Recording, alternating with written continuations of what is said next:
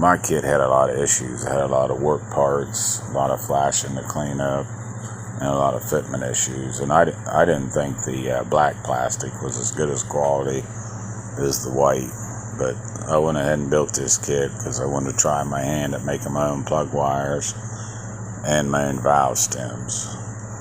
So in the end, I think the whole thing turned out pretty good, but I definitely would not buy it again unless it was just for the body. It does have a nice body. I hope you enjoy the video. Thanks.